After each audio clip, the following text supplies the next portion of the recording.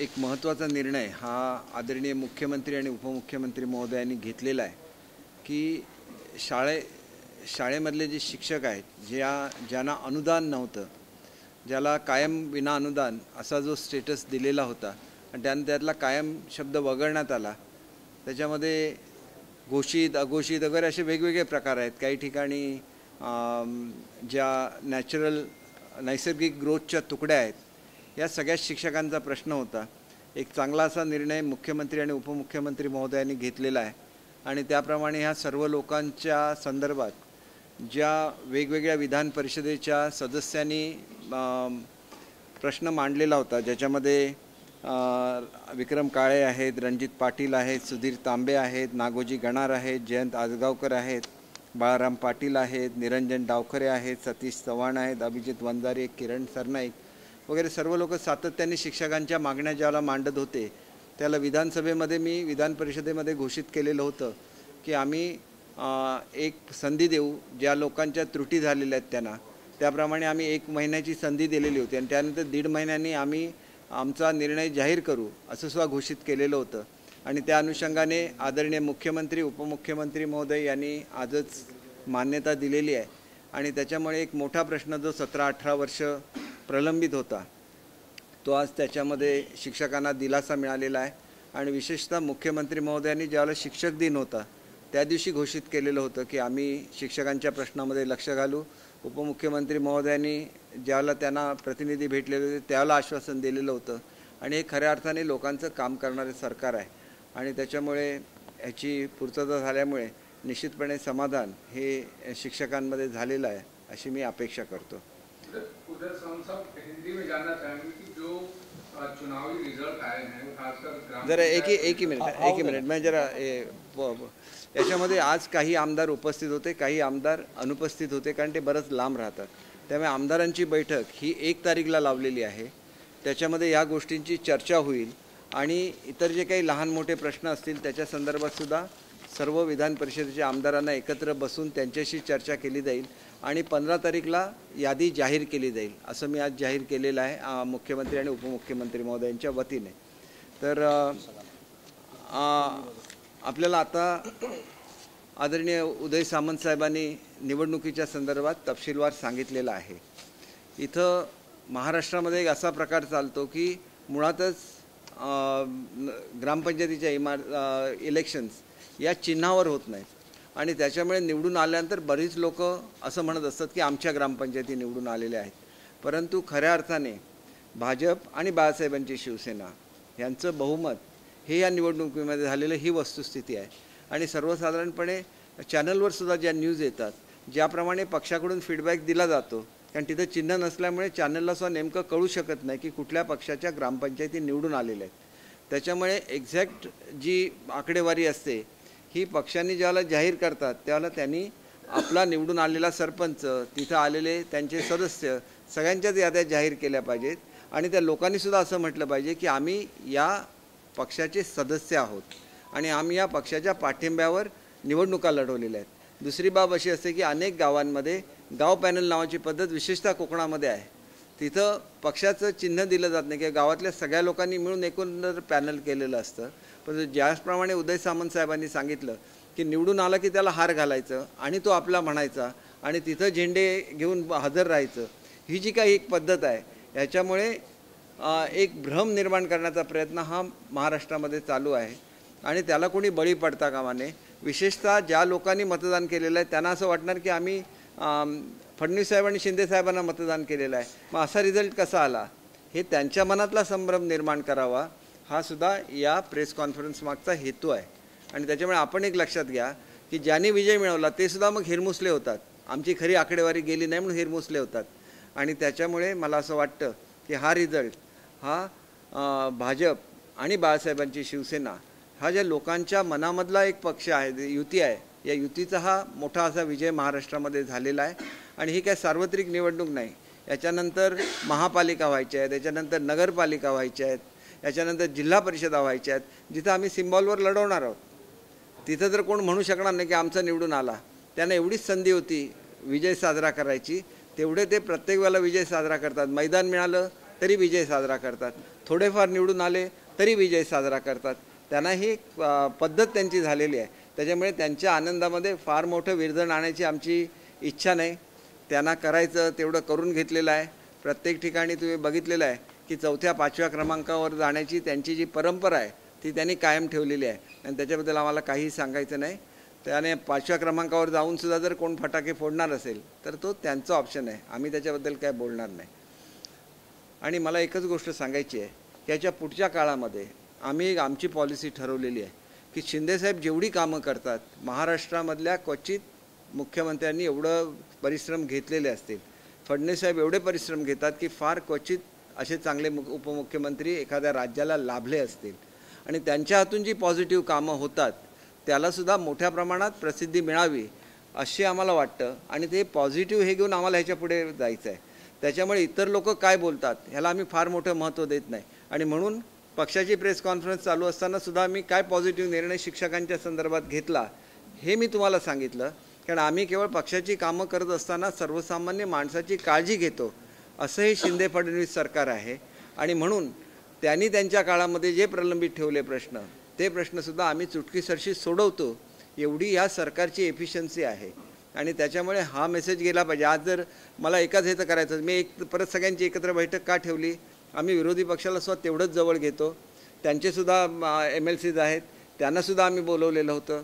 त्यांनी काय बोललं तर त्याची दखलसुद्धा आम्ही घेतो. कारण शिंदेसाहेब हे सर्वांना बरोबर घेऊन जाणारं नेतृत्व आहे. आणि त्यांनी मला सांगितलेलं होतं की जर विरोधी पक्षाचे MLCs जर बसलेले असतील तिथं धरण्यावर तर तू जाऊन त्यांना भेट, त्यांची चौकशी कर. म्हणजे असं नाही की आम्ही कोणाला लोकशाहीमध्ये कोणाला मान देत नाही, परंतु लोकशाहीचे एक पथ्य असतात, जे घडलं ते खरंसुद्धा लोकांसमोर सांगितलं पाहिजे.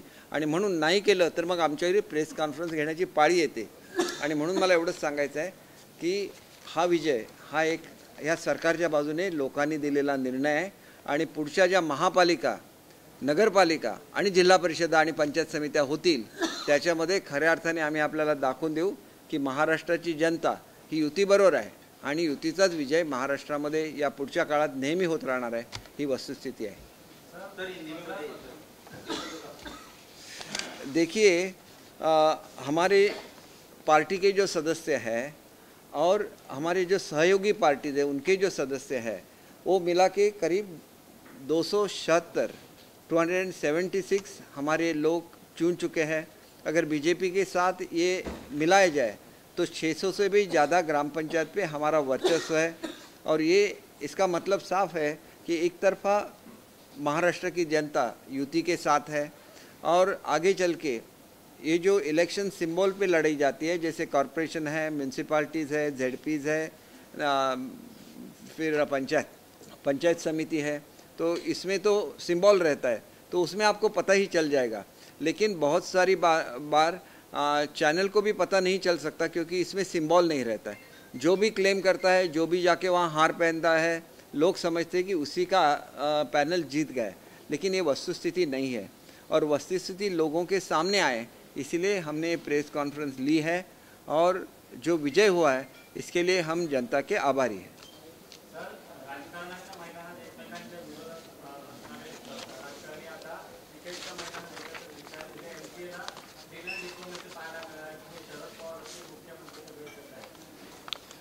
खेळामध्ये कधी राजकारण असू नये ही सर्वांचीच भावना असते, पण राजकारणाचा खेळ करण्याचे अनेक लोक प्रयत्न करतात. पवार साहेबांसारखी ज्येष्ठ व्यक्ती ज्यावेळेला म्हणते की ज्यावेळेला एखाद्या व्यक्तीचं निधन होतं त्यावेळेला त्या ठिकाणी बिनविरोध निवडणूक झाली पाहिजे, त्यावेळेला त्याच्यामधला मुरब्बी राजकारणी आणि एक वडीलधाऱ्या नेतृत्वाची झलक त्याच्यामध्ये असते. आणि आपण जर असं म्हणत असू की महाविकास आघाडीचे नेते पवारसाहेब आहेत तर पवारसाहेबांनी एखादी गोष्ट सुचवली आणि मग ती इतरांनी म्हणायची की अशी नव्हतीच, आम्ही निवडूनच आलो असतो म्हणून माघार घेतली, तर मला त्याला एवढंच उत्तर द्यायचं आहे की तुम्ही जर निवडून येणार होता किंवा तुम्हाला जर लटके मॅडमबद्दल, लटके वहिनींच्याबद्दल प्रेम होतं तर तुम्ही का विनंती केली नाही. आणि दुसरी एक गोष्ट लक्षात घ्या की अनेक निवडणुकींचा दाखला दिला जातो, ज्या ठिकाणी ज्यांचं निधन झालेलं आहे त्यांचा मुलगा उभा राहिला तर त्या ठिकाणी बिनविरोध होत नाही, पत्नी उभी राहिली तरच बिनविरोध होते अनेक ठिकाणी. कारण पत्नी अशी असते की ती राजकारणामध्ये नसते. परंतु महाराष्ट्राची परंपरा अशी राहिलेली आहे, जर 5 वर्षासाठी त्या व्यक्तीला निवडून दिलं असेल आणि त्यांची पत्नी जर उभी राहिली असेल तर उरलेला वेळ हा त्यांच्या पत्नीला दिला गेला पाहिजे. आणि म्हणून आपण कशीही तुलना करायची, काहीही बोलायचं, काही लोकांनी तुरुंगातून सुद्धा बोलायचं, हे म्हणजे न समजण्यासारखी गोष्ट आहे. तुरुंगातून कोण मुलाखती देऊ शकतो का? अशी मी गोष्ट पहिल्यांदाच बघितलेली आहे. त्याच्यामुळे मला असं वाटतं की हे जे काय बोललं जातं हे बोलणं चुकीचं आहे. ज्या भावनेतून शिंदेसाहेबांनी आणि फडणवीस साहेबांनी निर्णय घेतला की रमेश लटकेंचं निधन झालं असेल तर त्यांच्या पत्नीच्या बाबतीत आपण आदर ठेवला पाहिजे, ही भूमिका त्यांची सुरुवातीपासून कायम आहे. राजसाहेबांनी तेच सांगितलं. लटके मॅडमची ज्यावेळेला टी व्हीवर मुलाखत झाली त्यावेळेला त्यांनीसुद्धा ही अपेक्षा हे केली होती की ही बिनविरोध व्हावी, आपल्या पतीच्या स्मृतीप्रित्यर्थ, स्मृतीला एक आदरांजली म्हणून. हे तुम्ही त्यांची मुलाखत बघितलेली आहे. मग एवढ्या सगळ्या लोकांनी सांगितल्यानंतर त्याचा मान ठेवणं म्हणजे कमीपणा करणं असं बिलकुल नाही. आमच्या पक्षाची लोकसभा नाराज झाली, BJPची लोकसभा नाराज झाली, परंतु लोकांची नाराजी असतानासुद्धा असा निर्णय घेणं हे एक फार मोठं काम आहे. आणि त्याच्यामुळे हा निर्णय जो झालेला आहे त्याचं स्वागत हे संपूर्ण महाराष्ट्राच्या जनतेने केलं पाहिजे. मला आता मग तुरुंगातून सगळ्यांनाच बोलायला दिलं पाहिजे. मग सगळेच कैदी मुलाखत द्यायला लागतील ना.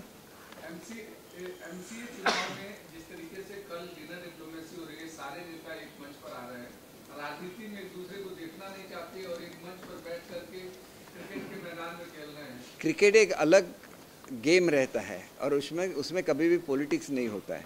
तो हम ऐसा सोचते हैं कि स्पोर्ट्स में पॉलिटिक्स नहीं होना चाहिए और ये महाराष्ट्र की परंपरा है कि वो स्पोर्ट्स में कभी पॉलिटिक्स नहीं लाते. एक दूसरा सवाल ये है कि बदली को लेकर के जिस तरीके से एकनाथ शिंदे और देवेंद्र फडणवीस में विवाद है, इस तरीके की खबरें बाहर आई हैं. बिल्कुल कुछ भी विवाद नहीं है. फडणवीस साहब उनके काम के लिए आज दिल्ली गए हुए हैं, इसलिए वो बाहर है और कैबिनेट भी गुरुवार को हो रही है.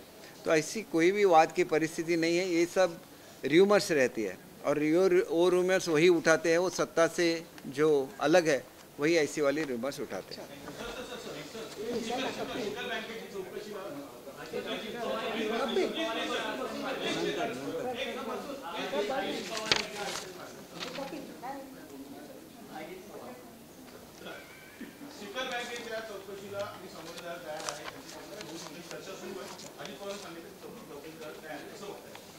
नाही बघा, असं आहे की चौकशी त्या ठिकाणी होत असते तिथं सामोरं जायला लागतं. आम्ही काय ॲलिगेशन्स केलेले नाहीत अजित पवार साहेबांच्यावर. चौकशी जर शिखर बँकेची होत असेल तर त्याच्यामध्ये शिखर बँकेच्या संदर्भात असं झालेलं आहे की शिखर बँक ही सर्वात मोठी जी आपली कोऑपरेटिव्ह मूवमेंट आहे त्यांची ती मुख्य बँक असते आणि वेगवेगळ्या संस्थांना ती कर्ज देत असते. आणि विशेषतः जे आजारी साखर कारखाने आहेत ते अत्यंत कमी किमतीला विकले गेले आणि ते विकले गेल्यानंतर त्याची किंमत खूप जास्त होती असं या संदर्भात बोललं जातं. यातली वस्तुस्थिती जी आहे ती आपल्याला कळू शकेल. परंतु जे कारखाने आजारी पडलेले होते ते केवळ प्रायव्हेटायझेशन झाल्यानंतर एकदम जोरात चालायला लागले. याचा अर्थ पूर्वीचे काम करणारी लोक होती त्यांनीसुद्धा काहीतरी त्याच्यामध्ये कसे ते चालवू शकले नाहीत याचीसुद्धा चौकशी होऊ शकते.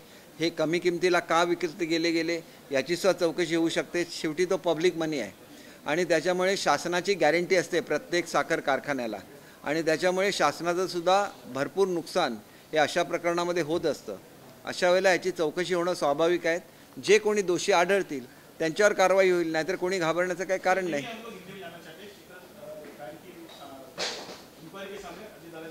नहीं, अजीत दादा पे कोई एलिगेशन किसी ने नहीं किया और हमने भी नहीं किया है. लेकिन जब शिखर बैंक जो है वो फाइनेंस करती है सब कोऑपरेटिव के जो बड़े उद्योग है उसको करती है और उसमें गवर्नमेंट की भी गारंटी रहती है. बहुत जगह पे ऐसे हुआ है कि जो शुगर फैक्ट्रीज चल नहीं रही थी या जो लॉस में थी उनको कम भाव में बेचा गया और वही एक कंट्रोवर्सी महाराष्ट्र में आ गई क्योंकि इसमें जो गारंटी रहती है वो गवर्नमेंट की रहती है. इसमें नुकसान गवर्नमेंट का ही होता है और लोगों का भी होता है. ऐसे वक्त में उसकी अगर इंक्वायरी हो जाए तो सच क्या है झूठ क्या है ये लोगों के सामने आ सकता है और इसीलिए अगर इसकी इंक्वायरी होती है तो उसके सामने जाए तो उसमें कुछ हर्ज नहीं है. जो भी निर्दोष होंगे वो निर्दोष साबित हो जाएंगे.